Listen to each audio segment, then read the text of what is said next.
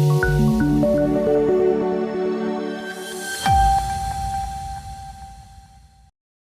દર્શક મિત્રો, સમાચારની વાત કરવામાં આવે તો જૈન આચાર્ય પૂર્ણચંદ્ર સાગર સુરેશ્વરજી મહારાજનો વડોદરાના અલકાપુરી જૈન સંઘમાં ચાતુર્માસિક પ્રવેશ થયો। જૈનાચાર્ય પૂર્ણચંદ્ર સાગર સુરેશજી મહારાજનો અલકાપુરી જૈન સંઘમાં ચાતુર્માસિક પ્રવેશ થયો। સંઘની શ્રાવિકાઓ દ્વારા મંગલ બેડા તથા ભગવાનની માતાને આવેલા ચાંદીના 14 સ્વપ્નાઓએ શહેરના રાજમાર્ગો ઉપર ભારે આકર્ષણ જમાવ્યું હતું। જૈન ધર્મ તપ જપ અને વ્રતનો ધર્મ છે। અલકાપુરી જૈન સંઘના પ્રમુખ સીએ હિંમતભાઈ શાહે જણાવ્યું હતું કે ચાતુર્માસમાં વાણી અને પાણી હોય છે। ઉપાશ્રયની બહાર વરસાદનું પાણી વરસશે અને ઉપાશ્રયની અંદર ગુરુ ભગવંતોની વાણી હૃદયને ભીંજવશે। સંઘના ટ્રસ્ટી પ્રશાંતભાઈ શાહે જણાવ્યું હતું કે સવારે લાભાર્થી અજીતભાઈ તથા દિલીપભાઈ રતિલાલ ઝવેરી પરિવારના નંદનવન સોસાયટી આકોટા ખાતેના નિવાસ સ્થાનેથી માંગલિક ફરમાવી બેન્ડબાજા સાથે ભવ્યાતિ ભવ્ય સામૈયાનો પ્રારંભ થયો હતો, જે ડીમાર્ટ સયાજીનગર ગૃહ ફરી ગાય સર્કલ ખાતે આવેલ હસમુખા પાર્શ્વનાથ ભગવાન જિનાલય ખાતે ચૈત્યવંદન કરી ઉપાશ્રયમાં મંગલ પ્રવેશ કર્યો હતો। રસ્તામાં પાર્શ્વ મહિલા મંડળ, શંખેશ્વર મંડળ તથા આદિ જૈન મંડળની શ્રાવિકાઓ વિશિષ્ટ ડ્રેસ પરિધાન કરી જોડાયા હતા। સામૈયામાં એક બગીમાં આનંદ સાગર મહારાજની નયનરમ્ય પ્રતિમાએ ભારે આકર્ષણ જમાવ્યું હતું। વધુમાં ટ્રસ્ટી દિલેશભાઈ મહેતા તથા જયેન્દ્રભાઈ શાહે જણાવ્યું હતું કે જૈન સંઘોમાં ચાતુર્માસની પરંપરા મુજબ ગુરુ ભગવંતોને વન લીલાબેન અશોકભાઈ શેઠ પરિવાર દ્વારા કામડી વહોરાવવામાં આવી હતી તથા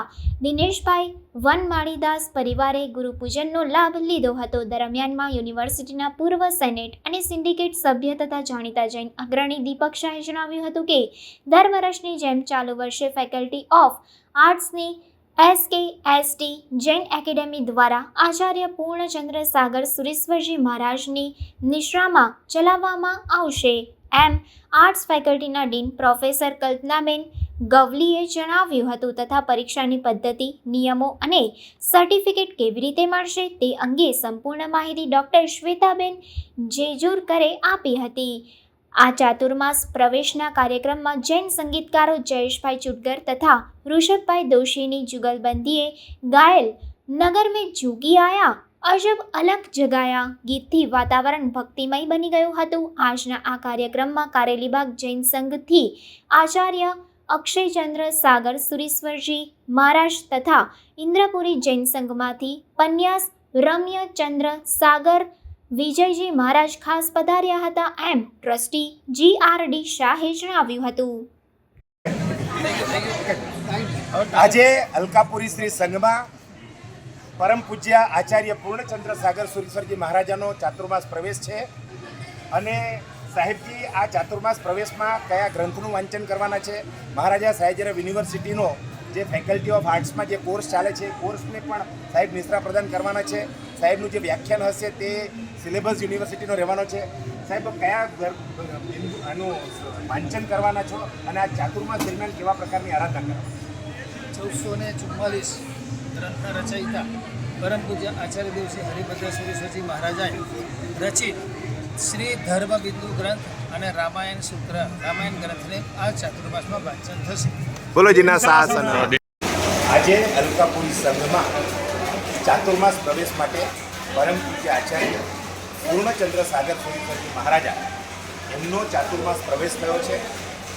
વડોદરાની મહારાજા સયાજીરાવ યુનિવર્સિટીમાં ફેકલ્ટી ઓફ આર્ટ્સની અંદર જે SKST જૈન એકેડેમીમાં કોર્સ ચાલે છે એ કોર્સ અહીંયા ચાલવાનો છે।